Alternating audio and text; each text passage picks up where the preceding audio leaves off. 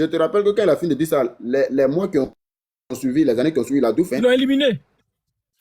Même dans cette... Est-ce que tu as vu ces narines là? Ces narines là, il y a tuyau dedans. Il a commencé à dire la vérité, on lui a créé tous les problèmes. Donc, il était déjà à un pas de Douf. Donc, il a préféré dire la vérité. Il a préféré dire la vérité. Il dit qu'à Crédit Suisse là, c'est leur travail, c'est leur travail qui est là. Sacrifier leurs propres enfants. Et puis les manger, les braiser, les manger. Parce que quand tu prends Dieu Moloch là, comme je l'ai dit, dans son ventre c'est du feu. Il jette l'enfant, les enfants là calcinent bien là. En fait, ils sont bien braisés. Et puis, il tape à ça. Et donc, le monsieur, le Toubabou, là, il était dedans. Mais quand il dit que quand lui, il a vu ça, là, ça l'a effrayé et il s'est levé. Quand il s'est levé, là, il y a un de ses amis qui l'a envoyé, il y a un de ses amis qui était là-bas, là, qui l'a poursuivi dans le jardin pour dire, mais viens, je vais t'expliquer. C'est pas ce que tu crois. Viens, je vais t'expliquer. Le monsieur dit, mais tu vas m'expliquer quoi? Il a déjà vu ce que vous faites. Les jours qui ont suivi, là, problème de santé, il est resté dedans jusqu'à il a douf. Il est resté dedans jusqu'à la douf. Donc, c'est pour dire quoi? C'est ce dernier qui a été à la tête, un noir, qui a été à la tête d'une banque occidentale, une banque des Toubabou. C'est que ce noir-là, sacrifice va le tuer. Il a peur aussi. Voilà. Ouais. C'est que ce noir-là, il est dedans. Et bizarrement, ce terme, il a perdu son fils. Tu sais ça, non? Oui. Il a parlé de ça même. Est-ce que son petit, est-ce qu'il ne l'a pas vendu? Est-ce qu'il n'a pas sacrifié là-bas? Est-ce qu'il ne l'a pas d'abat? Parce que c'est le dossier de Epstein qui est dehors. Sinon, eux-mêmes, pour eux, là, c'est pire. C'est du cannibalisme. C'est du cannibalisme comment dirais-je, qu'ils font à la tête des différentes institutions bancaires. C'est pour dire que ce gars-là n'est pas un exemple. Il souffre d'une moralité douteuse. Ce gars-là, il n'est pas un exemple. C'est le seul. Sinon, lui et puis Draman, c'est les deux là qui ont laissé femme noire pour prendre femme blanche. Où le président Robo lui laisse femme blanche pour prendre femme noire là. Eux, ils laissent femme noire pour prendre femme blanche. Et puis, ils n'ont pas d'enfant avec ces deux femmes là. Sa femme là, elle s'appelait Anne. La femme de Thiam, elle s'appelait Anne. Elle est noire. Ça avait cette dernière qu'il a eu tous ses enfants. Mais en pays de 2017, comme on devrait l'utiliser dans la politique ivoirienne là, alors il faut laisser cette femme. Il faut prendre une femme qui est dans les services secrets occidentaux, qu'on appelle. Le nom de sa femme, mais c'est quoi même? Elle aussi, elle est banquière. Son nom là, moi, je ne la connais pas. Elle a un nom bizarre là. Avec cette dernière là, il n'a pas d'enfant. Son nom, c'est même pas important. Voilà, avec cette dernière, il n'a pas d'enfant. Et donc, voilà le travail qu'ils font là-bas à Crédit Suisse. Donc, pour chuter, je vais rejouer ça et puis en passer la parole à quelqu'un d'autre. D'accord, vas-y. Vas-y. Tapotez, partagez, vous qui êtes là, tapotez, partagez. J'ai vu le dessous des cartes. J'ai été appelé par une des plus grandes banques suisses, le Crédit Suisse, Tu vois, non, là, il dit j'ai été appelé par une banque suisse, le Crédit Suisse. Le Crédit Suisse. Et puis, ils ont coupé la partie là. Est-ce que c'est pas le nom du Mogol qu'ils ont dit là-bas? C'est ça. Ils ont coupé la partie là. Le Crédit Suisse 2. Faut dire le nom? Ils sont prêts. J'ai vu le dessous des cartes. J'ai été appelé par une des plus grandes banques suisses, le Crédit Suisse, j'ai eu plusieurs expériences. Mais celle qui m'a le plus motivé et frappé, c'était ce qu'ils appellent entre eux une messe de minuit. Le directeur de la séance, c'était ce que je croyais être un ami qui était propriétaire et directeur d'une banque privée. Il m'a invité en tant qu'ami à Lausanne, une maison spéciale. Ils appellent ça la Maison Blanche, comme par hasard, comme la Maison Blanche aux États-Unis. C'est leur nom code, ça existe depuis des siècles. Dans cette demeure, ce qu'ils appellent la messe de minuit, donc à minuit, il y a une cérémonie, notamment, j'ai pas tout vu, mais j'ai vu le début, ça m'a suffi, je suis parti. Il y avait un des membres qui avait sa propre fille mineure, il l'a mise sur une table comme une offrande, peu vêtue. Ils ont commencé à chanter des chants atroces, que ça dérapait. Je me suis levé, j'ai dit à mes amis, je pars, ceux qui veulent, venez avec moi. Alors, une partie est venue avec moi, on est parti, et mon ami propriétaire et directeur d'une banque privée suisse m'a poursuivi dans le jardin en me disant « François, reviens, t'as pas compris, je vais t'expliquer. » Et je lui ai dit « Écoute, il n'y a rien à expliquer, on peut pas mépriser sa propre fille, la mettre en pâture sur une table comme si c'était une offrande rituelle. Déjà dans l'Ancien Testament, le Moloch, c'était une divinité à laquelle on offrait les enfants vivants. C'était des grandes statues où on mettait les enfants vivants sur des mains.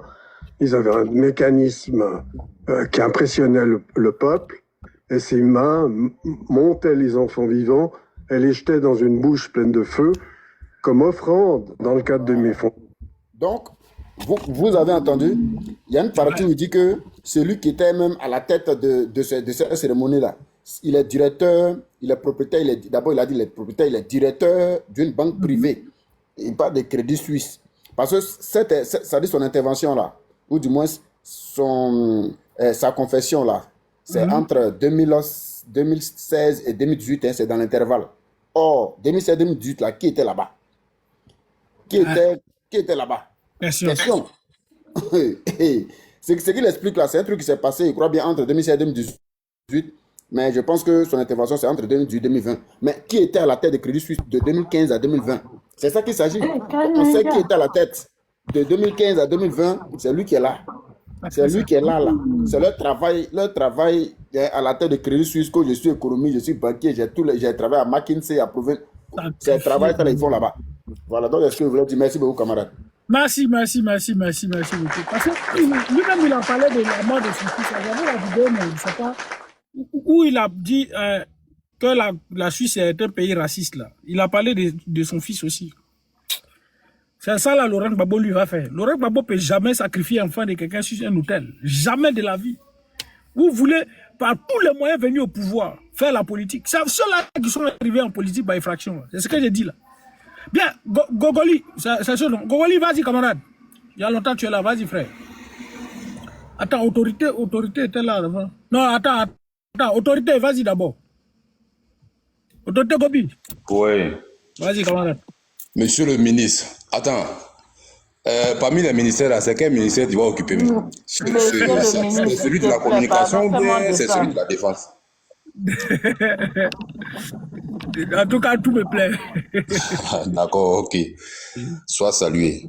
En tout cas, salut, merci pour le combat. Voilà. J'aime les gars qui sont intrépides comme ça, là. En tout cas, moi, vous me fascinez. Voilà, sois salué. Je prendrai un de ces jours un temps pour vous rendre hommage, vous tous. Hein. Voilà, parce que vous méritez cet hommage. Si quelqu'un a pu être capable de faire couler le bissap des gens ici, et puis on le célèbre à chaque instant avec l'argent du contribuable ivoirien, ah mais c'est pas vous qu'on ne doit pas honorer, donc ça sera fait un de ces jours. Merci. Camarade T800, ouais. Ça, c'est les guerriers même qui sont là. Les guerriers des guerriers. Sois salué, camarades.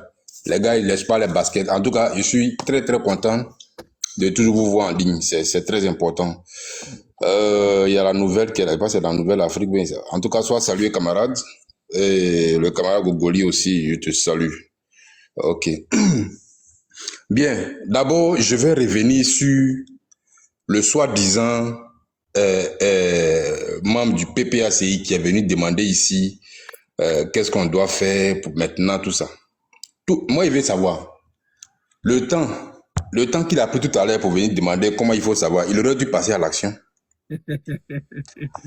Il aurait dû passer à l'action et puis arrêter. Parce que le président Laurent Gbagbo, lui, il n'a pas, un des élus n'est pas venu demander aux gens qu'est-ce qu'on doit faire. Hein. Donc, moi, je crois que maman y a raison. Quand ces gars-là viennent, une fois d'après eux, ils se revendiquent être du PPAC et puis commencent à dire des choses qui n'ont rien à voir avec non-ligne de conduite, il faut les jeter dans l'océan, puis les requins vont s'occuper d'eux. C'est très important. Maintenant, moi je vais dire quoi concernant le PDCI. Toujours, lorsque nous parlons, on a l'impression que ça y est dans nos affaires politiques, dans tout ce qui a mené la Côte d'Ivoire, tout, quand nous parlons, on a l'habitude de ne pas trop parler du PDCI. Mais n'oublions pas que c'est le PDCI. Je suis pas là je suis réaliste. Hein, après les gens ont dit, il faut être factuel. Ok. On était dans ce pays-là. Le premier parti politique qui a été à la tête de ce pays, c'est le PDCI. Parce que quand on veut parler les choses là, il faut que nous partions toujours à partir de la genèse. Et c'est à partir de la genèse que nous comprenons mieux les choses. C'est le PDCI qui a commencé à gouverner le pays en Côte d'Ivoire ici. Par conséquent, tout ce qui arrive à la Côte d'Ivoire, c'est de la faute et de la responsabilité de ce parti. Ça, il faut que nous soyons clairs. Alors, quand j'ai fini de dire ça, je vais dire quoi? Le chien ne change jamais sa manière de s'asseoir. Par conséquent, la façon dont le PDCI est là, le PDCI le sera jusqu'à la fin des temps. Donc, faut pas rien va nous étonner. La seule personne qui a compris les choses, qui a reconnu ses erreurs et qui à un moment donné sait que d'une façon ou d'une autre, il a causé un tort à la Côte d'Ivoire et il a causé un tort à son frère qui est le président Laurent Gbagbo. C'est lui qu'ils ont effacé là, Henri Konan Bédié. Si ce dernier-là vivait encore, c'est celui-là qui aurait pu redresser les choses parce qu'à un moment donné, il a commencé à voir qu'il avait fait des erreurs. Après lui, tous ceux qui sont au PDCI là, moi, ça dit, et je ne sais pas si le PDCI existe dans votre esprit en Côte d'Ivoire, mais moi personnellement, je ne sais pas. Le PDCI, c'est un parti, je ne sais pas si ça existe en tout cas. Je ne sais pas. Parce que c'est la racine fondamentale de nos mots. Tout ce dont on souffle là, c'est le PDCI. C'est le PDCI. Théouisa, merci. Vous savez, le président Laurent Gbagbo a dit, il dit que le temps là, c'est un autre nom de Dieu. Le temps, c'est un autre nom de Dieu. Les gens. Ah, pardon, j'ai muté ton micro. Vas-y, je te fais là. Ok, merci. Les gens avaient pensé que de son retour de La Haye, le 17 juin 2021, tout ce qui était dans la tête des gens, Laurent Gbagbo revient, il va reprendre son pouvoir. Mais le monsieur, tellement qu'il lui-même il est sûr de lui, il sait que forcément il va reprendre le pouvoir là, donc il n'est pas pressé. Il laisse le temps. Il laisse le temps pour que les faussaires soient mis à nu. Pour que on continue davantage d'accentuer les maux des Ivoiriens, pour que tous les cancrelats, tous les sauvages qui dans le temps avaient dit que Laurent Gbagbo joue à supporter Djou, aujourd'hui eux-mêmes ils prennent des caméras, plutôt que de faire ce qu'il y a lieu de faire, ils viennent pleurer pour dire on a besoin de Laurent Gbagbo. C'est tout ça là, le temps est un autre nom de Dieu là, c'est tout ça. Tout le temps que le président Laurent Gbagbo a mis, c'est pour que lui-même au sein de son parti, des juifs, en la personne de Awa Domero qui était dans le tapis dans le parti, qui semait la bouillabaisse dans le parti, tout cela puisse être éjecté à un moment donné du parti pour que le parti se renouvelle et qu'il soit de nouveau solidifié parce qu'il sait qu'il va reprendre le pouvoir. C'est tout ça, le temps est un autre nom de Dieu. Il y a trop de choses qui le témoignent. Le temps est un autre nom de Dieu aussi, c'est aussi tout ça là. Le gars qui est en haut ici là, le Sénégalais là, lui qui est en haut là. Lui donc, on vient de jouer la vidéo tout à l'heure. Le gars, c'est un mangeur d'âmes. Il mange les âmes. C'est ceux-là seulement, là, c'est ceux-là qui allaient venir être à un moment donné à la tête de notre pays. Et puis, on allait toujours continuer dans les mêmes choses là. Sacrifier les gens. Sacrifier les enfants des gens. Voler les gens. Les enlever. Les kidnapper. Et puis, aller les jar. Le temps est vraiment un autre nom de Dieu. Le président Laurent Gbagbo, après sa chute, en 2011, de 2011 jusqu'à maintenant, il y a eu des déchets, il y a eu de l'insalubrité, non seulement au palais, mais en Côte d'Ivoire. Donc, il faut que tout ça là soit nettoyé. Parce que lui-même, il a été nettoyé. Son acquittement, c'est synonyme d'un nettoyage profond. Il est nettoyé et donc il ne va pas venir s'asseoir dans l'insalubrité totale. Non, il faut que tout ça là, ça soit nettoyé bien avant qu'il ne vienne au pouvoir. Pour tous ceux qui doutaient que est-ce que on n'a pas besoin de ici, parce que nous on sait que Gbagbo là il sera président. Ils vont monter, ils vont descendre, il sera président. Même si c'est pour 1 année, 2 ans, mais il sera président. Et puis il va gouverner le pays et pour que nous tous, Ivoiriens et Africains, et plus particulièrement l'Afrique de l'Ouest et l'Afrique francophone, nous soyons à l'aise. C'est tout ce que nous disons. Voilà. Maintenant, à ceux qui à un moment, qui maintenant savent qu'ils avaient commis des impairs, ils avaient fait des erreurs, et qui demandent pardon au président Laurent Gbagbo, c'est bien de demander pardon. Mais moi, je vous dis, il y a des choses que vous devez faire, donc faites-le. Parce qu'autrefois, là, quand vous n'étiez pas content de lui, vous avez fait ce que vous avez pu faire. Donc, passez à l'action, faites ce que vous devez faire. Je m'arrête là. Merci.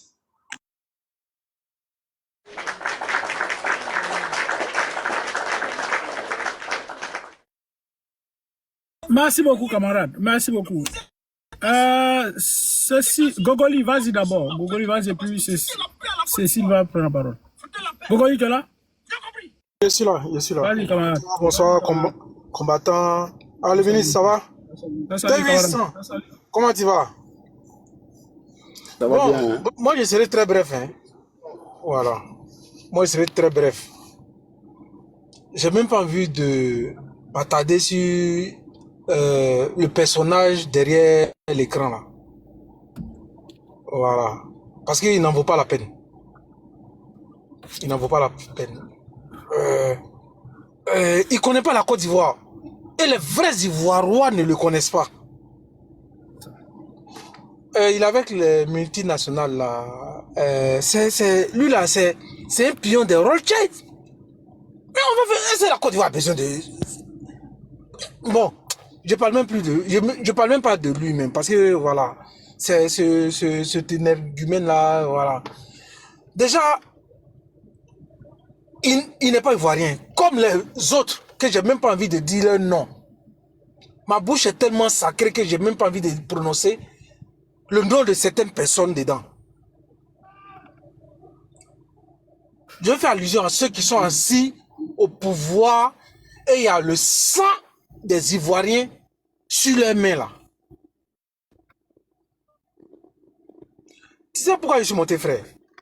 Il y a quelqu'un qui est monté tout à l'heure qui est en train de dire est-ce que. Mais attends.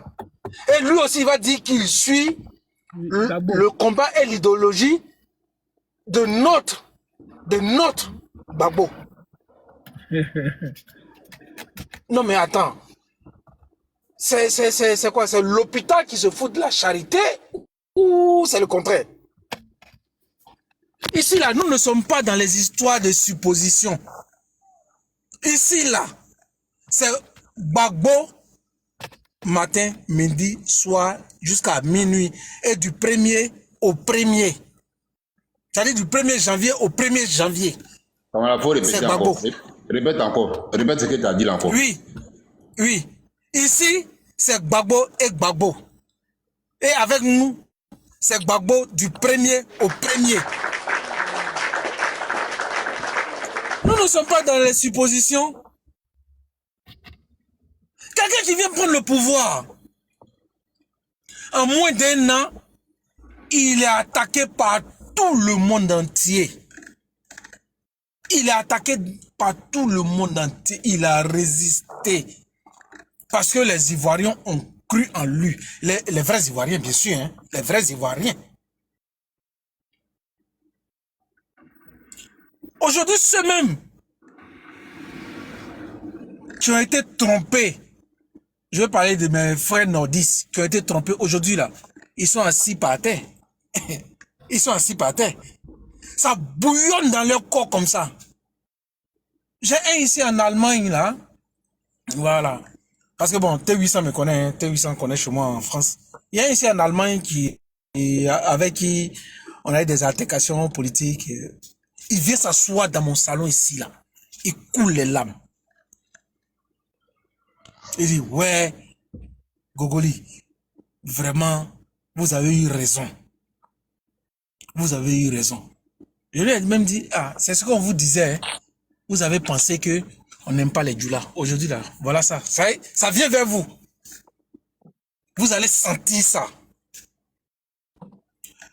Maintenant, ça c'était une petite digression. Pour répondre à monsieur qui est venu dire, est-ce que là, on n'a pas besoin de vous, hein. Vous là, on n'a pas besoin de vous. Éloignez-vous de notre combat, s'il vous plaît. Éloignez-vous de notre combat, hein. Ce que nous sommes en train de faire là, le bon Dieu nous soutient. Nos ancêtres nous soutiennent et les vrais Ivoiriens nous soutiennent. Vous êtes dans vos suppositions affamées là. Suppositions affamées parce qu'ils vont monter sur les panels là pour dire ça. Après, ils vont passer pour prendre l'argent avec les Tchéoulais ou bien les Zelensky de Djibouti. Voilà, voilà, et voilà. Et les monseigneurs de Moscou là. Apôtre Paul. Papa Natouche. Voilà. De Bongwanou. Voilà. Voilà. Non. On n'est pas. Libérez-nous, s'il vous plaît. Libérez-nous. Notre combat là. On s'est engagé dans ce combat là. On sait pourquoi on s'est engagé dedans. Et tôt ou tard, il fera jour. Merci, monsieur le ministre. Faites-moi descendre. Ok. Faites-moi descendre. Merci. Merci beaucoup. Céline, bonsoir, maman. Céline, épouse Agri. Maman, Céline, tu es là? Céline. Bon, transaction est finie. Bonsoir les frères. Le micro était désactivé. Ah, d'accord, vas-y. Hey, vraiment, soyez salués tous. C'est-à-dire que je suis... Moi-même, tu montais, mais tu n'es même pas au courant. Ah bon, hein? Oui, au fait, c'est en tapotant et puis voilà. Je me suis rendu compte que j'étais déjà sur le panel. J'ai dit, bon, c'est pas bien grave. Je vais quand même dire un petit mot quand même. Voilà. Donc, soutien à tous les il fait tellement choquer même le... Voilà. Vraiment, le combat que les vrais Ivoiriens, nous tous qui avons la même vision, la vision du président Laurent Gbagbo. En tout cas, je sais que on verra le bout du tunnel parce que pour moi, c'est au fait, le président Koudou Laurent Gbagbo, pour moi, c'est mon prophète, c'est le prophète de la Côte d'Ivoire. Il est le prophète parce que c'est un homme, c'est-à-dire qu'il marche dans la parole. Et comme on dit, la parole, elle est sacrée. C'est la parole aussi qui fait l'homme. Voilà, parce qu'une personne, quand tu dis une parole et que tu es sincère, cette parole-là, ça agit dans ta vie. C'est-à-dire, personne ne peut te manquer de respect parce que tu es une personne de parole. Et il est cette personne-là. Depuis le début de son combat, il est toujours dans la vérité. Il aime son peuple. Il a ses défauts, hein, parce qu'il est fait de chair. Voilà. Donc, il a ses défauts. Et les défauts qu'il a là, c'est ce que ses ennemis, ceux qui ne l'aiment pas, voilà, prennent pour pouvoir, voilà, essayer un peu de le déstabiliser, voilà. Mais c'est un homme, hein, c'est normal. Moi, même s'il était jeune, c'est-à-dire que si j'étais de son âge là, moi-même là, j'allais dire, papa, il faut me prendre cadeau. Non, sincèrement, parce que c'est un homme que j'admire tellement pour ses idées.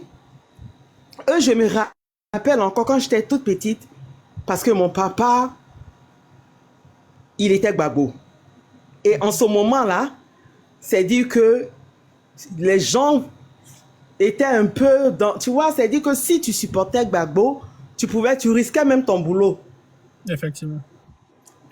Tu risquais ton boulot. Donc, on avait toute cette petite peur-là. Et il ne faut pas que notre papa ait des problèmes, hein, parce que de toute façon, son affaire de Gbagbo, là, tu vois. Et mon père, lui-même, il n'avait même pas mis sa photo dans la maison, hein, dans sa maison à lui. Mais il avait la photo du président Laurent Gbagbo qui était dans sa chambre. Et je revois encore, c'est dit que je revois encore ce tableau-là. Mais malheureusement, avec les histoires de guerre, là, ils ont eu peur. Ils sont allés cacher ça quelque part, donc c'est perdu. Et sur ce tableau, où il y avait sa photo, je ne sais pas si, je ne me rappelle pas très bien des paroles, mais il disait, tu sais, il avait mis les mains sur son menton et il a dit, nous gagnerons la bataille de l'avenir et de la liberté. Signé Laurent Gbagbo. Mais en ce moment-là, quand je regardais le tableau, sa photo, et le message qu'il avait mis en bas, je me disais, mais attends. Pas le message. Il va passer. C'est-à-dire, au fait, moi-même, je me posais des questions. Je dis, mais attends, le monsieur, vraiment, il rêve grand, hein, parce que en ce moment-là, c'était trop difficile. Il va passer par où pour pouvoir gouverner ce pays-là? Ça a mis des années, mais à la fin, il a eu le pouvoir. Mais malheureusement, comme tout le monde sait, il n'était pas entouré de bonnes personnes. Et lui-même, il a dit dans un de ses messages, c'est-à-dire que s'il voulait penser à la vengeance de toutes ces personnes qui lui ont fait du mal, mais le pays sera en feu. Mais lui, il n'est pas là pour ça. Il cause avec ces personnes-là. Il cause avec eux parce qu'il veut le bien de son peuple. Mais si ce n'est pas un prophète, dites-moi, qui peut accepter? C'est-à-dire que nous tous, étant humains, quand quelqu'un te fait du mal, là, tu n'as même plus envie même de lui dire bonjour.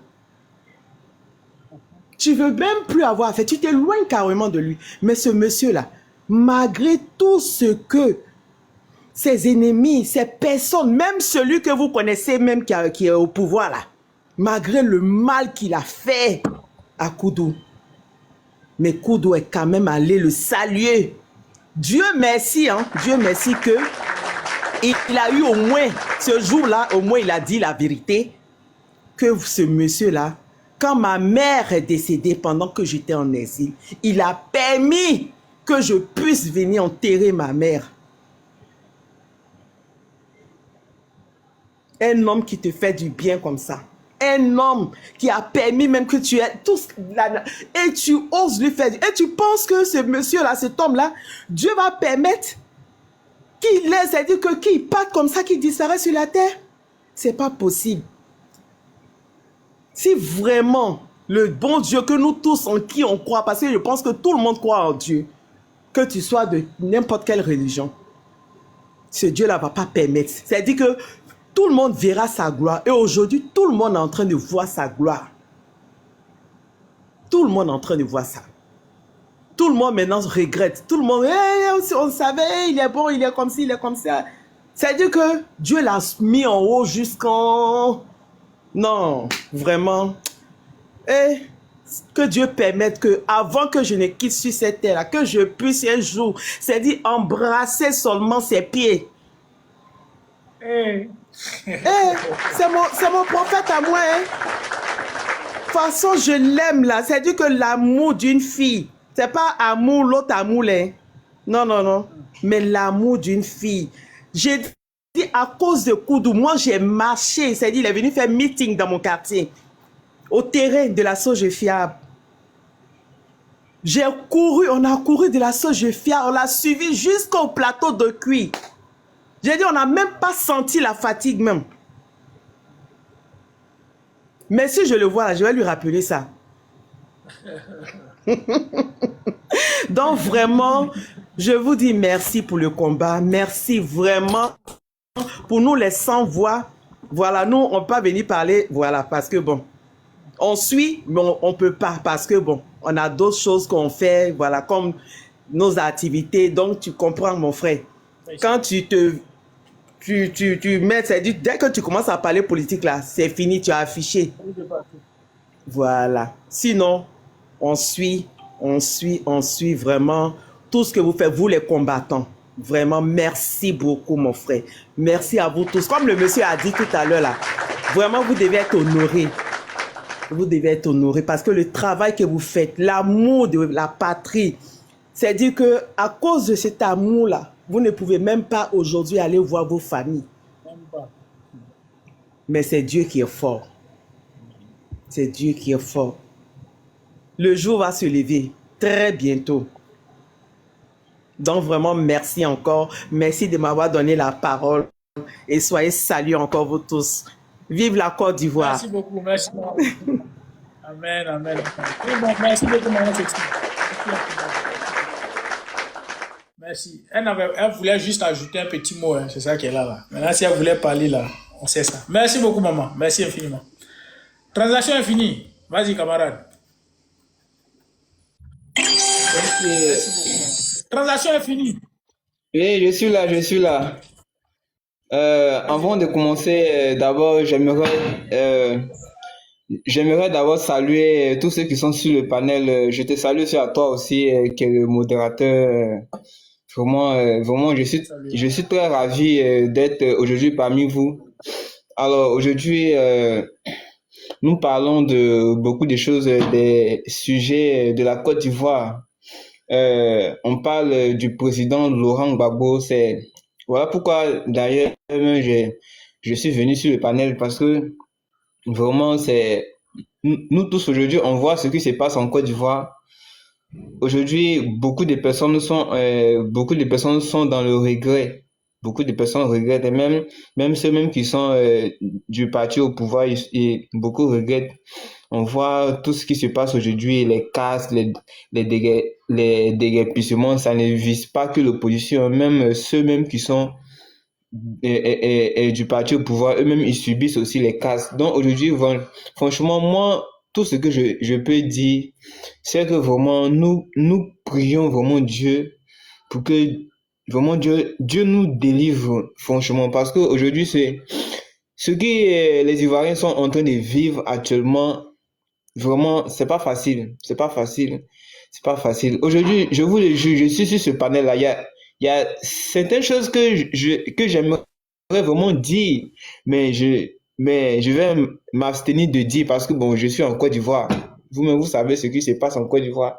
Donc, moi, tout ce que moi je peux dire, c'est que franchement, le président Laurent Gbagbo, c'est vraiment un exemple. C'est un exemple. C'est quelqu'un qui n'est pas rancunier.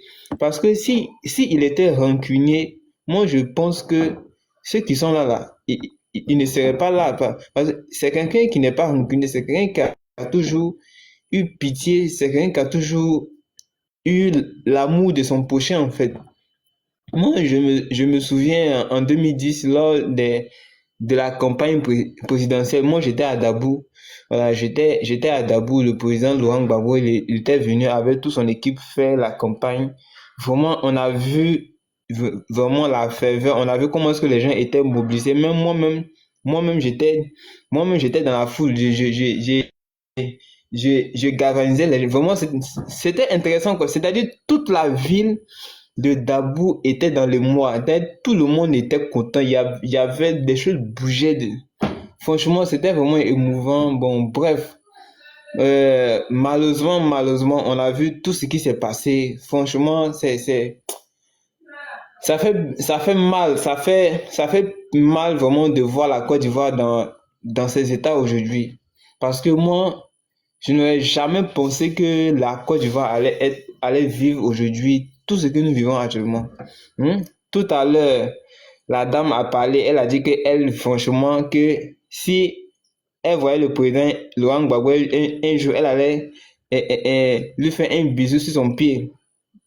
Ça, moi, je pense que c'est vraiment la vérité parce que c'est quelqu'un, en fait, c'est quelqu'un qui a vraiment tout donné pour la Côte d'Ivoire. Il s'est donné pour la Côte d'Ivoire. Et aujourd'hui, tout le monde voit son importance. Parce qu'on dit toujours, le bonheur, on l'apprécie quand il n'est plus là. Aujourd'hui, tout le monde voit l'importance du président Laurent Gbagbo. C'est un homme de paix, c'est quelqu'un qui a toujours tenu sa parole. Et il a été même plus qu'un prophète. Parce que tout ce que le président Laurent Gbagbo a dit là, c'est en train de se réaliser un peu aujourd'hui. On est en train de voir. Malheureusement, vraiment, moi, j'ai la foi qu'un jour les choses vont changer. Ça va changer. Voilà, ça va changer. Voilà, parce que moi, où je suis là, c'est-à-dire, je sais, je vois ce qui va arriver. Je sais que ce qui va arriver, la Côte d'Ivoire va tourner cette page de douleur là. La Côte d'Ivoire, un jour, les Ivoiriens seront heureux. C'est vrai qu'aujourd'hui, il y a tellement de têtes brûlées en Côte d'Ivoire. Il y a des gens qui réfléchissent par les tibias. Bon, d'autres ont remplacé les cerveaux par des herbes. Bon, c'est pas grave. Mais heureusement qu'en Côte d'Ivoire, il y a des hommes, il y a des êtres humains normaux. Voilà. En Côte d'Ivoire, il y a forcément des êtres humains normaux. Et ces êtres humains qui sont normaux, là, ils réfléchissent. Voilà. Tout le monde ne boude pas de l'herbe, heureusement, en Côte d'Ivoire. Donc, c'est ce que je veux dire. Franchement, nous prions Dieu pour la Côte d'Ivoire et on espère que vraiment les choses vont changer. Et les choses vont changer. Parce qu'aujourd'hui, aujourd'hui, l'Afrique est en train de se réveiller. Aujourd'hui, les gens sont en train de se réveiller. Les gens n'ont plus la conscience de 1980. Les gens sont en train de se réveiller. Et les Africains, les Ivoiriens sont en train de se réveiller un peu. Je pense qu'un jour, toutes ces personnes qui nous pourrissent la vie en Afrique, on va les ramasser tous, les mettre dans un gros sac de 50 kilos, attacher bien, et puis aller les jeter au fond de la mer de Bassa. C'est-à-dire, on va aller les jeter au milieu de la mer là-bas. Ça va arriver. Un jour, ça va arriver. Voilà, ça va arriver. Le combat, c'est un peu. C'est que ce combat que nous sommes dedans, Dieu est dedans, nos ancêtres sont dedans. Je sais que ça va aboutir. Voilà, franchement, c'est ce que je pourrais dire pour le moment. Voilà. En tout cas, merci à vous. Merci à tous ceux qui sont sur le panel. Que Dieu nous donne longue vie, que Dieu nous garde, que Dieu nous donne la prospérité, la richesse et tout. Amen. Voilà, merci à vous. Merci beaucoup, camarade. Quand vous voyez les Ivoiriens s'expriment et puis ils disent « Moi, je suis au pays, je ne peux pas trop parler ». Certains, quand ils vont sous les postes, ils disent « Je veux parler, mais est-ce que le procureur est là d'abord ?» Certains même pour dire certaines choses, pour dire « Ah, attends, je préfère me taire ». Ça ne vous dit rien. Vous, là, ça ne vous dit rien. Dans un pays où vous empêchez des gens de parler parce que vous avez nommé un procureur qui sème la terreur, vous allez vivre ça. Vous allez vivre pareil. Parce que Bakongo, c'est le prince de Nicolas Machiavel, vous lisez, non? Le même Bakongo est sorti pour nous dire que qui vient au pouvoir par la ruse, pas par la violence. Et les Saintes Écritures même le disent. Celui qui tue par l'épée périra par l'épée. Oui, il n'y a pas de souci. Bien. Camara, bonsoir. Vas-y, tu as la parole.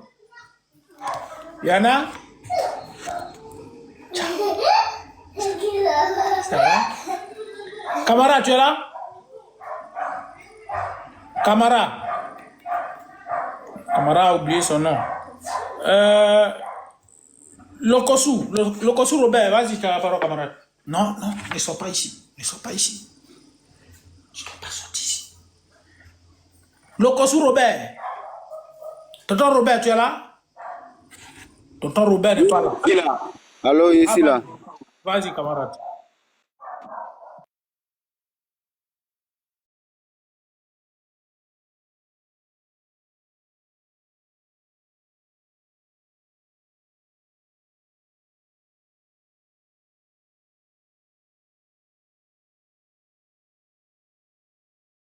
Nassi Séa, tu es là? Vas-y, tu as la parole, camarade. Camarade. Bonsoir, camarade.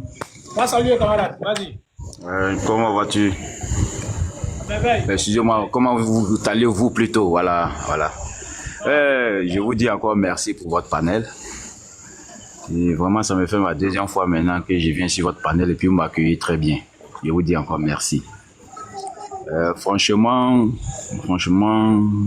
Laurent Gbagbo, le camarade Laurent Gbagbo, vraiment, c'est quelqu'un à féliciter. Il a félicité parce que il a la référence, on peut dire, d'Houphouët-Boigny. Excusez-moi du temps, peut-être que je vais exagérer. Il a la vision plus que le Houphouët-Boigny. Parce que si on dit Houphouët-Boigny, on peut dire aussi Laurent Gbagbo. Parce que Houphouët-Boigny a vu quelqu'un qui a une très bonne conviction, qui n'est pas corrompu et qui fait un combat avec un cœur pur. Et c'est ce qu'on voit aujourd'hui.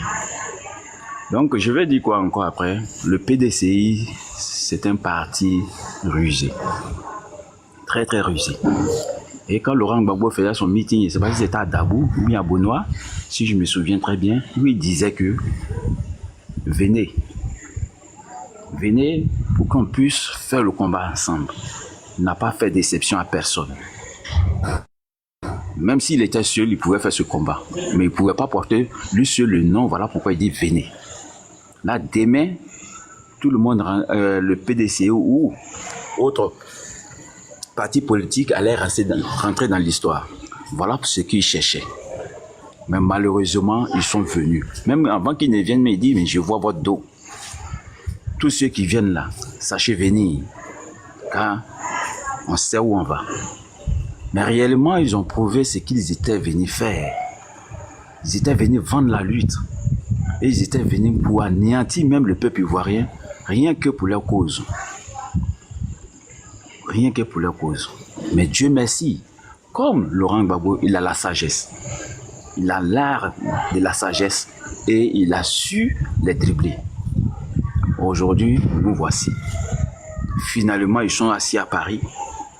Ils courent dans les stades. Ils se font les accolades comme s'ils étaient des ennemis. Et voilà ce que nous lisons aujourd'hui. Mais je me demande, est-ce qu'il n'y a pas des gens, des sachants au PDCI? Il faut toujours des gens qui viennent d'ailleurs pour venir réprimander le peuple ivoirien, ou ils se disent que c'est Laurent Gbagbo qui a enlevé Bédi au pouvoir, ou c'est Laurent Gbagbo qui a tué Oufoué. Mais au juste, quelle est la haine qui les habite? Ou bien ils ne sont pas des vrais Ivoiriens. Ils font toujours des références à quelqu'un d'autre de l'extérieur pour venir museler ou bien pour venir encore, réprimander le peuple ivoirien. Quand tu t'assois, tu fais la lecture politique, voilà où on est. Mais on va dire quoi? Si Laurent Gbagbo voulait faire la justice, s'est tapé la poitrine, aujourd'hui le peuple guébier, il allait chercher à faire la justice pour le peuple guébier. Si il voulait faire la justice, aujourd'hui, les gens qui sont morts, qu'on m'appelle à l'université, où Guy avait envoyé des gens, mais il allait faire la justice. L'erreur humaine, c'est parce qu'il n'a pas fait cette justice-là, qu'il y a une autre justice, l'injustice qui est venue le rattraper. Mais tout cela, on va le faire. Si Dieu le veut, ça va se réaliser un jour pour tous ces jugements, pour des gens qui sont morts inutilement. Vraiment, j'aimerais encore te dire merci. Et vraiment que Dieu accorde la longévité, la santé au camarade Laurent Gbagbo, qui est même mon père, mon grand-père, mon oncle, en tout cas, frère. Voilà ce que je peux dire de ce monsieur. Que l'Éternel lui accorde encore la longue vie et la santé. Vraiment, merci pour ton panel. Merci. Merci. Le combat n'est pas encore fini. Rien que le courage. On ne prendra jamais les armes plutôt pour mener quelqu'un au pouvoir, mais simplement avec la démocratie et les mains libres. Que l'Éternel vous protège et protège Laurent Gbagbo. Merci, grand frère. Merci beaucoup, camarade. Merci.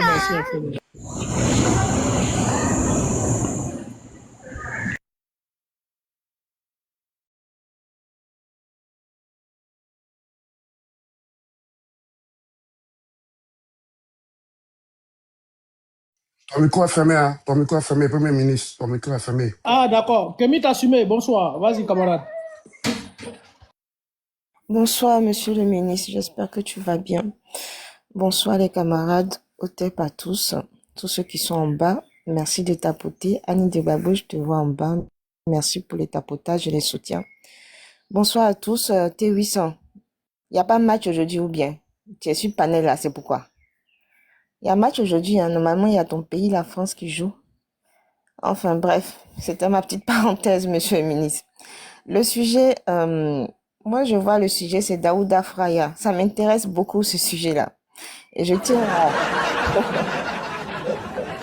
Ça m'intéresse beaucoup, ce sujet. Et je tiens à dire que c'est pas pour faire, pour donner une réponse d'attaque au frère qui vient de parler, mais c'était juste un petit rectificatif.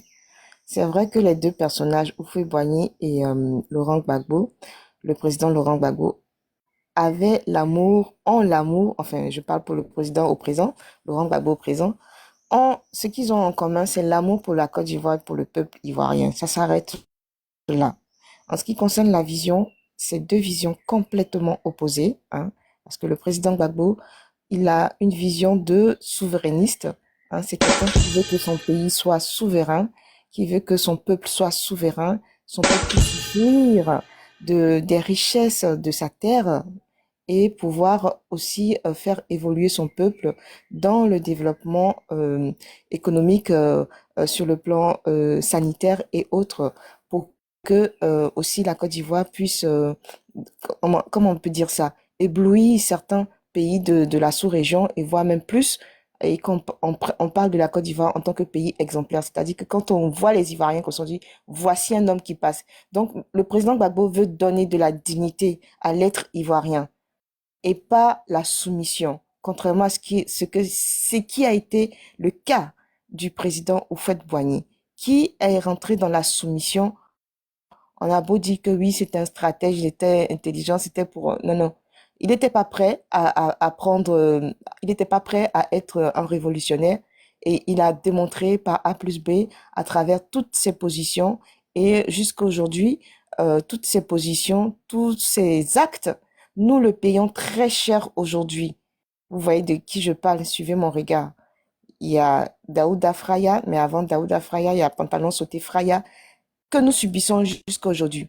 Donc voilà, les actes de Houphouët-Boigny, qui a voulu faire les choses on va dire, de façon docile, qui n'a pas voulu prendre la révolution à bras armés pour pouvoir faire ce qu'il fallait, c'est-à-dire s'insurger, s'opposer réellement, comme l'ont fait les Kwame Nkrumah, quitte à mourir, ils l'ont fait, mais aujourd'hui, leur peuple, leur pays est, on va dire, sur la voie de la souveraineté, parce que le Ghana et la Côte d'Ivoire ne sont pas comparables. Le Ghana et la Côte d'Ivoire ne sont pas comparables en ce qui concerne la gestion d'un État. Nous le voyons bien. Nous voyons comment le peuple ghanéen est épanoui sur le plan politique et pas les Ivoiriens. Tout à l'heure, le frère a dit qu'il ne pouvait pas dire certaines choses parce qu'il est en Côte d'Ivoire. Ça veut tout dire. Donc non, monsieur Houphouët-Boigny, c'était l'élément de la France-Afrique, c'était le toutou des colons. Il n'a pas laissé une bonne image dans nous autres, ces petits-enfants, dans notre esprit. Parce que quand on recolle les morceaux, nous payons très cher aujourd'hui ces actes, pour ne pas dire ces inactions, parce qu'il a fait que suivre la feuille de route du colon. Et ce qui est directement opposé au président Gbagbo, qui lui, si il était vraiment un soumis, il serait depuis à la tête de l'État, c'est-à-dire depuis qu'il est rentré de La Haye, il serait président de la Côte d'Ivoire. Il aurait tout accordé, tout signé, et on lui aurait donné juste le Graal, pour faire joli. On lui aurait donné ce titre de président. Et c'est parce que jusqu'à présent, il n'a rien changé à sa position, et il est toujours en lutte, malgré son jeune âge de 82 ans maintenant. Il est dans la lutte avec son peuple, auprès de son peuple, à côté de son peuple. Et c'est ça qu'on appelle un leader. C'est ça qu'on appelle quelqu'un qui a des convictions, quelqu'un qui a une vision de souverainiste. Voilà pourquoi il est un des rares présidents en Afrique qui ose soutenir les présidents de l'AES. Il n'y en a pas deux. Montrez-moi, il n'y en a pas deux. Voilà. Donc, je vais fermer la parenthèse sur le président Gbagbo. On peut dire beaucoup de choses sur lui, mais quelqu'un qui s'est dédié ou bien qui fuit ses responsabilités, ça, c'est pas le président Gbagbo. Quelqu'un qui arrondit les angles pour que tout le monde soit bien, pour que tout le monde soit d'accord. Ça, c'est pas le président Gbagbo. Il pose ses actes et il l'assume. Quitte à ce qu'il soit ennemi de qui que ce soit, il assume ses actes. Et c'est plus tard, la population, quand elle grandit, quand elle mûrit en réflexion, elle dit, le président Gbagbo avait raison. Et c'est ce que nous tous sommes en train de subir aujourd'hui là. Nous tous sommes en train de chanter que le président Gbagbo avait raison. Nous autres, on savait. Mais ceux qui savaient pas là, qui se disaient qu'ils étaient dans la cour du restaurant, en train de manger les miettes là. Aujourd'hui là, c'est eux, on martyrise. C'est eux, leurs propres gens les martyrisent. les prive de maison, les prive de nourriture, les prive d'école et de papiers civils. Est-ce que ça, c'est un pays, ça? Ça, c'est quel pays, ça? Ça, c'est quel pays? C'est le pays que Laurent Gbagbo voulait, là, pour la Côte d'Ivoire? Non, pas du tout. Et c'est ça que nous sommes en train de tous subir, que nous ne le voulions pas. C'est pour dire que Gbagbo avait raison. Ben oui, il avait raison. Il a toujours eu raison. Et il aura toujours raison. Tant qu'il est dans la vision, tant qu'il est pour le peuple, il aura toujours raison. Voilà, je vais m'arrêter là pour en ce qui concerne le président Gbagbo. Vive le président Gbagbo. Honneur et gloire à lui. On ne va pas attendre qu'il meure pour lui souhaiter ça. Honneur et gloire au président Gbagbo. Et qu'il ait longue vie encore. Encore une longue vie pour qu'il puisse voir tous ses petits-enfants-là grandir et puis épouser sa vision et continuer dans ce qu'il nous a montré. Et nous allons le faire. Qu'il soit là ou pas, on va suivre sa vision parce qu'il nous a laissé quelque chose de très fort. Merci la famille. Je tiens à dire aussi que Daouda Fraya, ben voilà, il y a tout. C'est-à-dire que dans ces deux mots-là, bon, Daouda, je suppose qu'on n'a pas envie de dire le nom, mais il y a l'image qui parle qui est très très forte. Mais le mot Fraya là déjà là, tout est dedans. Tout est dans son curriculum. Fraya est dans son curriculum vitae. On ne peut pas dire que ce monsieur-là est quelqu'un qui fait face. Mais oui, il faut se dire la vérité. Après, quand moi je parle, les gens du PDCI ils me bloquent, ils me traitent de sorcière, de tous les noms. Mais mes frères du PDCI, moi je ne suis pas votre ennemi. Je suis là pour vous montrer les choses. Enlevez l'écaille qui est dans vos yeux là et puis regardez les choses telles qu'elles sont. Prenez les choses point par point. Daouda Fraya, à chaque fois qu'il y a un petit, je dis mais un petit bang-bang, Ifraya. On devait mettre même sur son extrait de naissance comme deuxième prénom. Ifraya, il prend la tangente. Ça, c'est quel dirigeant, ça? Comment ce mec-là, il peut vous protéger demain si vous avez des problèmes? Petit truc 2025, il y a eu là. Ouattara ne l'a même pas menacé. Ouattara dit, tu es sénégalais, tu peux pas être président en Côte d'Ivoire. Il a pris son avion, il est parti. Ouattara l'a menacé en quel quoi? En quel sens? À quel moment? Est-ce que Ouattara est allé se garer avec des camions, des cargos de militaires devant son bureau? Non! C'est à Gbagbo Laurent on a fait ça. Et puis le président Gbagbo était droit dans ses bottes, il était arrêté. Son peuple est sorti pour dire, vous le prenez, vous allez nous prendre en même temps. C'est ça on appelle garçon? C'est ça on appelle garçon? Would dit de maman, c'est ça. Donc, on te dit que tu es sénégalais, alors que l'autre il est burkinabé, hein, mais c'est lui qui insulte les gens que tu es sénégalais, que tu peux pas présider, tu peux pas candidater pour la présidence. Toi, tu dis on t'a menacé. Aïe, être sénégalais là, c'est une menace. Toi, tu dis on t'a menacé, tu prends ton avion, tu t'en vas, tu dis tu vas faire la lutte. Il donne 7 jours. Non, si parole pouvait faire agir les choses même. Il y a beaucoup de choses. Il y a beaucoup de choses que nous autres, là, on allait faire, et puis on allait être riches d'eux, ou bien on allait être je sais pas où. Parole. Je donne 7 jours.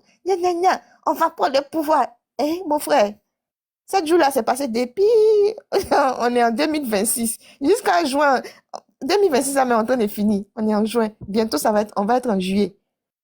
Le pouvoir, là, Ouattara est toujours attaché à ça, bien accroché. Et toi, il invite ton parti pour venir faire des coutures, des trucs sous mesure. Il te donne même pas la parole. Il te dit même pas quel est ton point de vue de ce que nous sommes en train de faire. Rien du tout. Il t'invite pour dire aux gens que, voilà, on l'a invité, donc ceux-là, ils mangent avec nous. C'est tout. C'est tout ce que Ouattara fait. Juste pour vous humilier. PDCI, quand est-ce que vous allez enlever l'écaille qui est sur vos yeux là et puis vous rendre compte que non seulement vous n'avez pas le bon dirigeant, et non seulement votre vision de la politique actuelle de la Côte d'Ivoire est nulle, archi nulle. Vous n'avez aucun objectif pour la Côte d'Ivoire à part prendre le pouvoir. Ça, c'est pas de la politique. Ce n'est pas ça de la politique.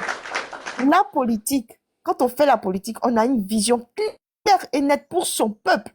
Et comment on va conduire le pays pour que le pays soit souverain, pour que le pays soit développé, pour le bien-être de son pays, de son peuple. C'est ça la politique. Donnez-nous votre feuille de route. Quel est votre programme politique? Daouda Fraya, il a fait quoi? Quel est son programme politique? À part s'aligner sur les banques mondiales et puis sur le programme de la France. Quel est son programme politique? Pour la Côte d'Ivoire, je précise bien. Pour la Côte d'Ivoire, s'il dit qu'il a l'amour de la Côte d'Ivoire, c'est déjà, ça commence déjà par le peuple. Parce que la première richesse d'un peuple, c'est l'humain. C'est l'humain. D'un pays, pardon, c'est l'humain. La première richesse d'un pays, c'est l'humain, c'est le peuple. Quelle est sa vision pour le peuple ivoirien? Dans combien d'années il voit les Ivoiriens avec une certaine somme, avec un SMIC, avec un niveau d'achat, un pouvoir d'achat, avec, je sais pas, mais des moyens de locomotion communs pour que la ville d'Abidjan, par exemple, soit désengorgée, assainie, au niveau des logements, au niveau de l'environnement, tout ça. À quel moment? Oui. Ah, il a dit qu'il a une fait de nous des hommes d'affaires, non? Qu'on allait avoir des milliards par jour. On allait devenir des milliards, il a fait de nous des milliardaires. Il a dit qu'on allait devenir des hommes d'affaires. C'est ça, il dit là. C'est lui-même qui a dit qu'en 7 jours-là, il allait prendre le pouvoir pendant la campagne en 2025, en octobre 2025. Et c'est cette même bouche-là qui est là, qui est assis, qui dit que lui, on l'agresse. C'est la même bouche aussi qui dit que lui, il faut qu'ils mettent un peu d'eau dans leur Nyamankoudji pour se rapprocher et puis pouvoir travailler ensemble. Parce qu'on ne peut pas continuer comme cela à être belligérant. C'est nous. PPACI, ils nous traitent de belligérants. Eux là, ils sont civilisés. C'est eux qui savent faire de la politique. Faire des alliances saugrenues qui n'ont aucun sens, ni tête, ni pied là. Et puis demain, ce sont eux qui sont les premiers à pleurer encore pour dire qu'on les a trahis. Il faut arrêter ça.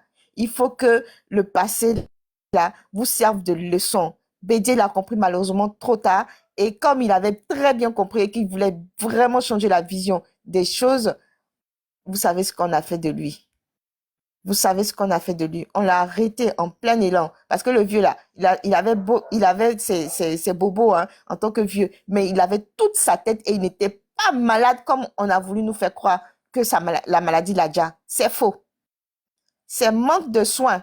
Et c'est quelque chose qu'ils ont mis dans ses médicaments pour augmenter dans sa nourriture qui ont fait que Bédi aujourd'hui n'est pas là. Et voilà, on a Daouda Fraya qui a pris sa place comme par enchantement. Peu de temps après, il nous exhibe sa blanche. Tout est calculé, tout est fait pour que nous soyons encore sous la domination française, nous soyons encore des soumis. Et moi, je refuse. Je refuse et je refuse. Je suis les pas, je suis les traces, je suis la vision du président Gbagbo. Que ça plaise ou pas, qu'on me boycotte, qu'on me ruine, qu'on me sabote. Je m'en fous, on vit qu'une fois. Et je préfère vivre debout, digne, avec mes convictions, avec la vision que le président Gbagbo avait pour son pays, pour son peuple, plutôt que de vivre comme un soumis, comme un toutou, qui est là pour attendre qu'on lui tende un os pour pouvoir ronger. Je vais m'arrêter là. Merci beaucoup, mon frère. Merci beaucoup, Kémy Kassoumi. Merci, camarade. Merci beaucoup. Toi, Olympique. En tout cas, ils sont en bas, ils ont écouté. Merci beaucoup. Merci, camarade. Christ, sois salué, camarade. Vas-y, tu as la parole. Monsieur le ministre, Ami Sourama. Sois salué, frère, camarade. Ok. Voyez, salut tout le monde sur le panel. Salut Annie Gbagbo. Merci, elle n'est pas sur le panel en bas. Elle contrôle tous ceux qui parlent sur le panel. C'est déjà un bon signe. Alors, taguez-moi celui qu'on appelle Tigatian. Taguez-le-moi. Parce que où nous sommes en train de partir là, on ne veut plus de Ouattara bis. Hein. Non, c'est fini ça. De la même manière, vous avez procédé dans les années avant que Ouattara soit président, soit installé là. De cette même manière là, vous voulez commencer encore avec nous. Non, on ne va pas entrer dans ça. Sérieusement, on ne va pas entrer dedans. Parce que les enfants des apatrides du Burkina là, ils nous ont fatigués. Aujourd'hui, c'est les enfants du Sénégal qui sont des apatrides dans notre pays encore qui viennent fatiguer. On ne va pas vous laisser. On ne va pas vous laisser mais aller avec nous dans ce jeu-là. Oui, on ne va pas vous laisser. C'est de la même manière qu'on vous prévient en avance là. C'est facile là. Nous, on est fatigués de rester à l'exil et dans les situations difficiles auxquelles nous-mêmes, on ne peut pas entrer dans notre pays et ceux qui sont dans notre pays là-même là ne peuvent pas s'exprimer. On ne veut plus entrer dedans. Parce qu'aujourd'hui, le système que nous voyons là, c'est plus élection. On appelle ça installation. Ouattara a été installé. Ils ne vont pas encore venir nous installer encore un Sénégalais. Non, ça ne marchera pas. Ça ne marchera pas. Raison pour laquelle vous, les gars des PDC là, si vous n'avez pas des yeux pour voir, si vous n'avez pas des cerveaux pour réfléchir là, nous autres là, on a des yeux, on a des cerveaux pour mieux réfléchir. Ce qui s'est passé dans le passé là, vous voulez encore ramener encore dans le présent. De la même manière qu'aujourd'hui là, ils ont coupé la tête de profite tout ça pour jouer ballon là. Est-ce que celui qui vous dit que non, il est ivoirien, il le faisait ou fou là, est-ce que c'est prononcé là-dessus? Non. Ils ont déjà l'ex-président Nzeba. Est-ce que c'est prononcé là-dessus? Non. Bon, il veut quoi de la Côte d'Ivoire? Les Ivoiriens ne peuvent pas parler. Les Ivoiriens sont emprisonnés. Il ne s'est jamais prononcé là-dessus. Qu'est-ce qu'il veut? Mais qu'est-ce qu'il peut nous prouver? Mais qu'est-ce qu'il peut faire pour nous? Rien. Donc vous les gars des PDC là, si vous n'avez pas de candidats là, fermez vos partis politiques là, mettez ça dans vos valises, fermez, puis prenez la clé là, mettez dans vos coalitions. Ce sera mieux pour vous. Oui, ce sera mieux pour vous. Parce que c'est un parti politique qui ne sert à rien. Qui ne sert à rien.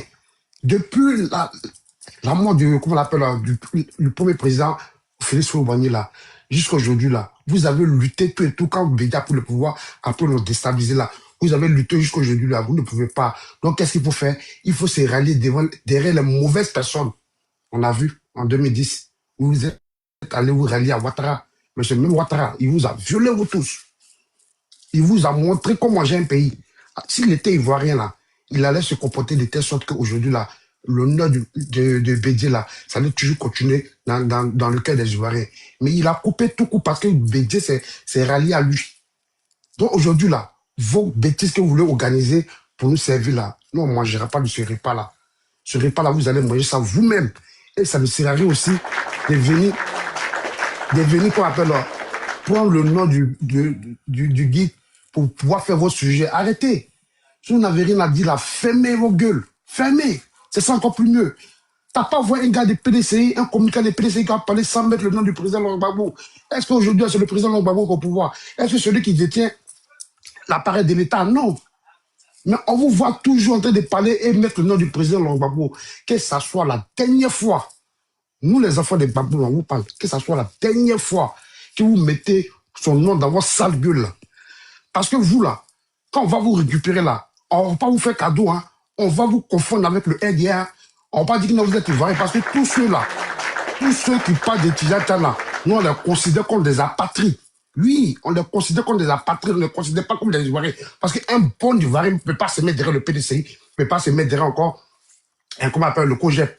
Un bon Ivoirien doit se mettre toujours sur le bon côté. Et le bon côté, c'est le côté du PPRCI. Oui, oui, je le dis haut et fort. Il n'y a pas quelqu'un qui peut venir me mettre au défi parce qu'on a vu un peu au temps du président Laurent Gbagbo et ce que nous vivons actuellement. Ça ne commence pas. Depuis 2011 jusqu'en 2026, les Ivoiriens ne font que pleurer. Les Ivoiriens. Est-ce qu'il y a quelqu'un qui est sorti pour venir essuyer les lames des Ivoiriens? Il n'y en a pas. La seule personne qui peut faire là, on appelle le président Laurent Gbagbo. La preuve en est, ils ont cassé un quartier. Il s'est levé. Il allait payer au moins combien de tonnes de riz pour venir vous donner, pour que d'abord vous trouviez le ventre plein. Et puis maintenant, on va chercher la solution. C'est le seul qui peut faire ça. Et c'est Ouattara, dans son gouvernement là. Il y a quelqu'un qui s'est penché là-dessus. Non. On vous traite comme des animaux, comme des bêtes. Donc ce pouvoir-là, ils ne sont pas là pour nous considérer comme des êtres humains. Parce que si les gars nous considèrent comme des êtres humains là, de plus en plus ce pouvoir-là, on allait voir comme la preuve de bonne foi. Mais jusqu'à aujourd'hui là, on ne voit rien. Raison pour laquelle je lance un message pour dire à tous mes frères et soeurs ivoiriens, il est temps pour nous de se préparer, d'attacher la ceinture. Parce que quand la cloche va sonner là, on n'aura plus oreille. On doit faire descendre ce gouvernement-là. De telle sorte que ceux qui étaient possédés pour comment on appelle, gouverner ce pays, qui sont en exil là, je prends l'exemple. On ne connaissait pas le premier ministre, monsieur le ministre. Il a appelé un jour à gouverner la Côte d'Ivoire. On ne connaît pas Annie Gbagbo. Elle a appelé un jour à gouverner la Côte d'Ivoire. C'est-à-dire tous ceux qui devaient gouverner la Côte d'Ivoire là, ils sont un papier. Ils sont hors de leur pays. Voilà un peu les jeux. Donc nous, on dit cette année-là, on doit faire descendre ce gouvernement-là et puis on va récupérer notre pays. Parce que nous, on fait notre politique, on lutte pas pour des postes. C'est non, pas des postes, c'est un poste qui va courir derrière nous. C'est clair. Parce qu'on voit des personnes qui sont déjà même là, c'est les postes qui vont courir derrière eux. C'est pas eux qui vont courir vers les postes. Vous, les gars des PDC, là, vous courez derrière les postes. Vous, les gars de RDA, c'est pareil. COGEP, c'est pareil. Mais nous, là, on ne coupe pas des postes. Nous, on veut la souveraineté de notre pays. Point barre. On n'est pas dans autre chose. On veut dépendre de nous-mêmes parce qu'on est fatigué. Parce qu'avec la richesse que la Côte d'Ivoire a là, normalement, là, on ne doit même pas connaître la souffrance. Mais aujourd'hui, là, on connaît 3 fois la souffrance. Le temps du Houphouët, le pays allait bien. Au temps des Bégué, le pays allait bien.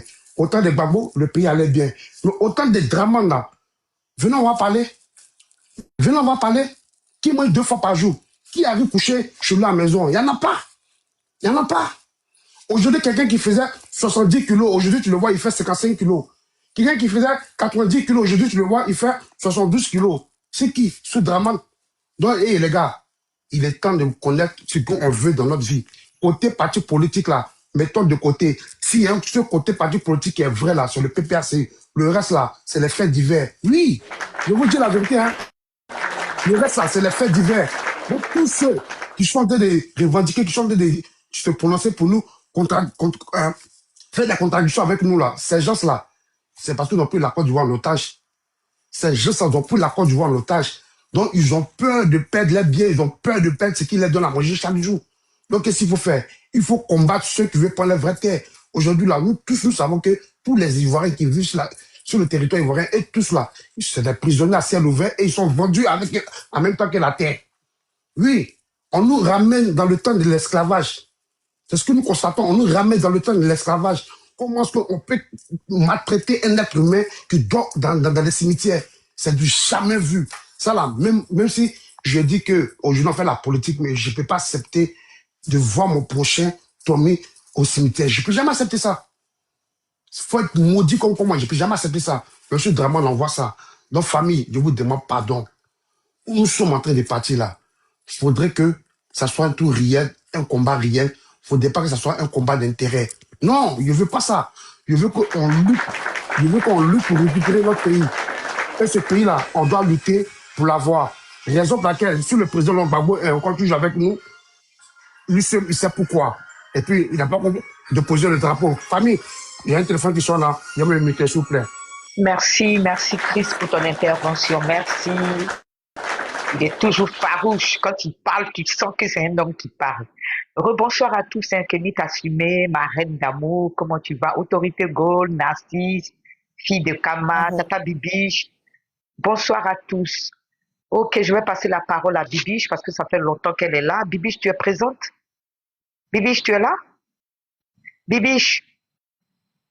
Bibiche, je te passe la parole, je te donne 5 minutes pour ton intervention. Merci ma soeur, merci tout. Bonsoir tout le monde. Je t'en prie, bonsoir. Voilà, sur le panel, hein, bonsoir pour votre combat, pour tout ce que le peuple de Côte d'Ivoire subit aussi. Hein. Bon, moi je suis montée parce que déjà le ministre il est trop marrant quand il demande aux autres descends, petit bandit, descends là. Je rigole tout le temps. Il dit il est trop marrant. Il dit petit vilain bébé, descends. Oh, c'est pas vrai. Bon, enfin, la Côte d'Ivoire est devenue une plaque tournante des étrangers. On nous impose les étrangers pour nous gouverner et les Ivoiriens ne voient pas clair. En l'occurrence, nos frères du PDCI. Moi, j'ai écouté la vidéo de Dia Oufoué, mais je me demande même si lui-même, il est normal, quoi. Je me demande s'il est réellement normal, s'il veut vraiment la libération de la Côte d'Ivoire, parce qu'on vient de les appeler, là, hein, le RDR bis, là, on vient de les appeler. Téné Brahima les a appelés pour on ne sait pas quoi. Ils sont tous partis comme ça, sans réfléchir. Et puis après, une fois ils ont fini de signer leur pacte, maintenant, ils viennent se justifier. Pendant ce temps, le président Laurent Gbagbo, il est assis, il dit, lui, il ne va pas là-bas. Parce que pour aller à une réunion, il faut connaître le but du jeu et l'objectif. On va pourquoi? Mais eux, ils ne se sont pas posé les questions. Ouattara les a appelés, ils se sont levés, ils sont partis. Parce qu'ils sont RDA bis. Il faut que les gens le comprennent, ça. Ils ont des petits partis politiques qui n'ont même pas de députés. Bon, le PDC a des députés, mais les autres, là, les Simone et Yves, les Brégoudé, ils n'ont pas de députés, ils n'ont rien. Donc, c'est leur rôle de jouer ce jeu-là et puis manger un peu. Donc, moi, franchement, quand je vois tous ces magouilleurs-là qui sont à la tête de notre pays, et puis ceux qui se disent opposants, qui s'opposent aux opposants, c'est quand même terrible, quoi. Ce sont eux qui font que Ouattara, il nous piétine. Parce que s'ils comprenaient le sens de l'opposition, Ouattara n'allait pas jouer à ce jeu-là. Vous êtes opposant. Ouattara, ça fait 4e mandat. Il viole la constitution. Il piétine la loi. Il fait tout ce qu'il veut au peuple de Côte d'Ivoire. Et puis vous, vous êtes assis là, vous êtes opposant. Et puis quand Ouattara il fait ses bêtises, il n'y a pas un opposant qui parle, sauf le président Laurent Gbagbo. Et quand le président Laurent Gbagbo parle, c'est les opposants qui attaquent le président Laurent Gbagbo. Vous vous rendez compte dans quel jeu nous sommes? Vous vous rendez compte dans quel jeu nous sommes? Le président Laurent Gbagbo qui est opposant comme eux là, c'est quand il ouvre sa bouche pour dire ce que Ouattara fait n'est pas bon là. Au lieu de ceux-là d'attaquer Ouattara, mais non, non, non, non, non. C'est le président Laurent Gbagbo, il faut attaquer. Pourtant, ils se disent opposants.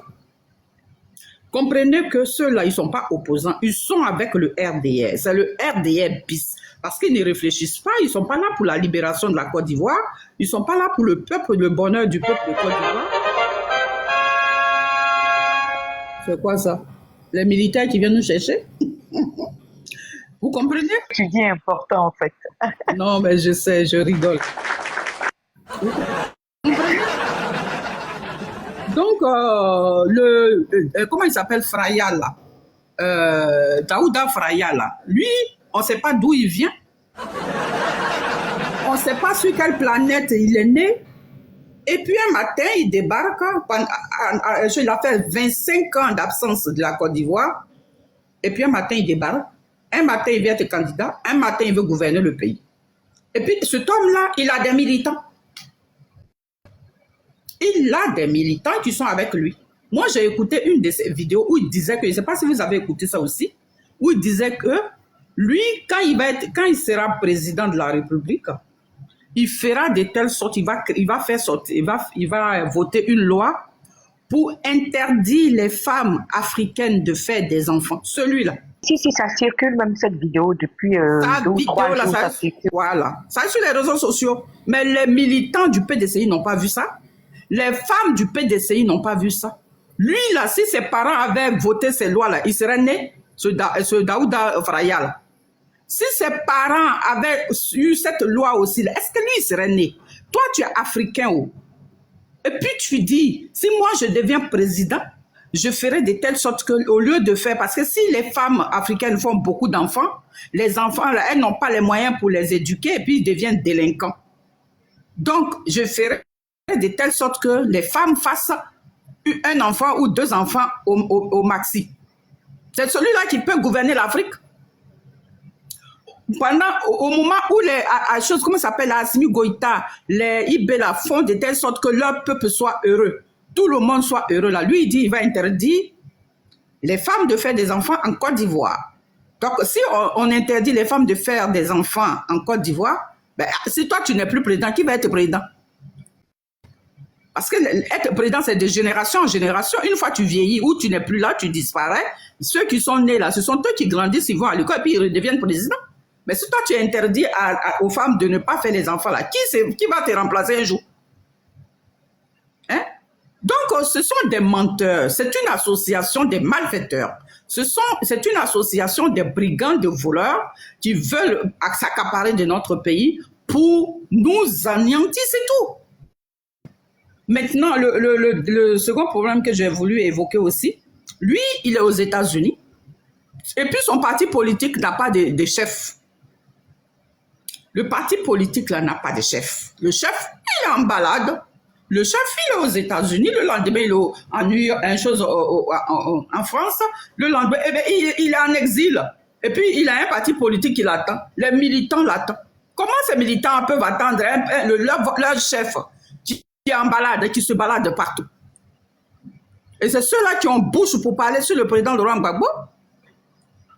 Maintenant, bon, ce que j'ai aimé et puis je suis montée, c'est-à-dire que il y a des frères ou des sœurs qui ont évoqué le sujet concernant comment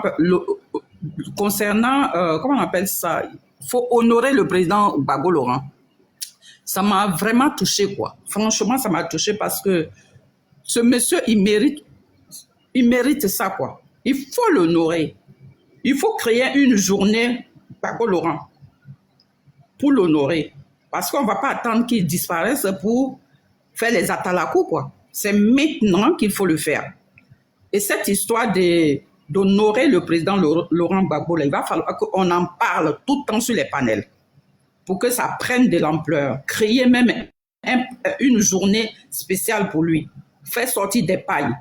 Au moment où il est là, on doit parler de lui, on doit l'honorer. Qu'il soit président ou pas, le combat qu'il a mené dans sa vie, la lutte qu'il a menée dans sa vie pour le bien-être, pour les Ivoiriens, il en a payé le prix. Il a passé toute sa vie dans les prisons. Si ce n'est pas prison d'Abidjan, prison de Boaké, prison de Yamoussoukro, prison de La Haye, partout Gbagbo a fait la prison. Tout ça parce qu'il veut l'indépendance de notre pays. Le palais présidentiel d'un président, on se lève, on va détruire ça. Pourtant, il y a des êtres humains qui vivent dedans. Pour installer un homme qui n'est même pas ivoirien, pour installer un étranger à la tête de notre pays, coûte que coûte, il faut détruire l'autre.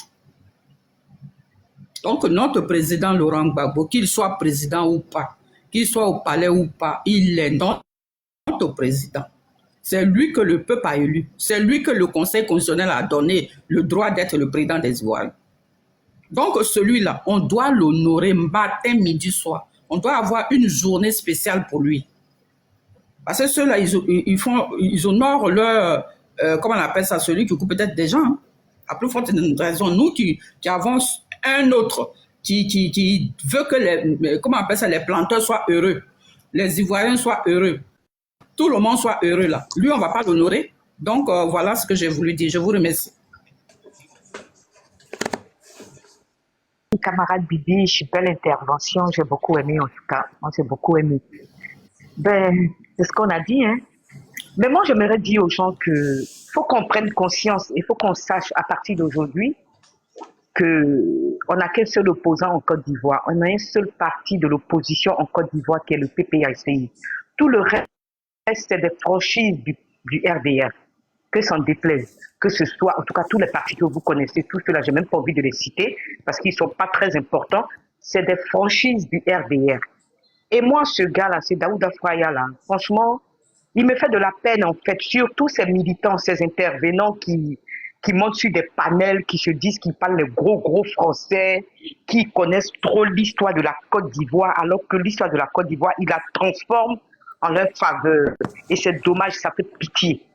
Parce que vous ne pouvez pas dire que vous êtes Bon, en fait, moi, je ne sais même plus si le PDCI existe, hein, parce que c'est des tiamistes. Vous ne pouvez pas dire que vous êtes des partis d'opposition et le peuple ivoirien subit la dictature, mais qui ne dit pas son nom. Et eux, s'il vous plaît, Badou, fermez votre micro, s'il vous plaît. Et quand ils montent sur les panels, quand tu les entends parler, ils préfèrent combattre le président Laurent Gbagbo que de combattre ce monsieur qui est à la tête de notre pays depuis 16 ans, qui a appauvri le pays, qui a rendu la jeunesse ivoirienne, mais de je ne sais pas quoi. La jeunesse ivoirienne aujourd'hui, depuis 16 ans, depuis que Dramane Ouattara a pris le pouvoir, la jeunesse ivoirienne est victime de ce monsieur-là. Et ils ont trouvé le système parce qu'ils se sont rendus compte que dans les années précédentes, c'était la jeunesse qui donnait le pouvoir au président. C'était la jeunesse qui faisait la force du président en Côte d'Ivoire. Qu'est-ce qu'ils ont trouvé comme solution? Les abrutis, ça dit que les rendent tolol, ils sont tous tébés, ils traînent tous dans les fumoirs, la prostitution, le whoopéisme et tout c'est ce qu'ils ont mis en place. Et puis, moi, je vais le reconnaître que ça a bien réussi. Parce qu'au jour d'aujourd'hui, quand tu parles avec un jeune, il te dit, ah, moi, où je suis là, je me cherche, hein, je cherche. Mais tu vas te retrouver comment dans cette situation? Je prends un exemple. Mamadou Touré, soi-disant ministre de la Jeunesse, qui tient des discours arrogants. Et quand il tient ces discours-là, il est d'une certaine arrogance envers le président Laurent Gbagbo, comme si c'était son petit camarade du quartier, qui se permet de dire que en Côte d'Ivoire, le chômage est de 2%. Et que chaque mois, chaque Ivoirien a 1 million de francs CFA pour créer son petit commerce. Ce qui est tout à fait faux. C'est-à-dire qu'un mensonge grotesque. Et j'étais en train de réécouter le discours de Dramane Ouattara en 2010, je ne sais plus, ou 2011, je ne sais plus, je ne me rappelle plus, à Katiola où il disait, donnez-moi le pouvoir, je vais vous rendre riche. Donnez-moi,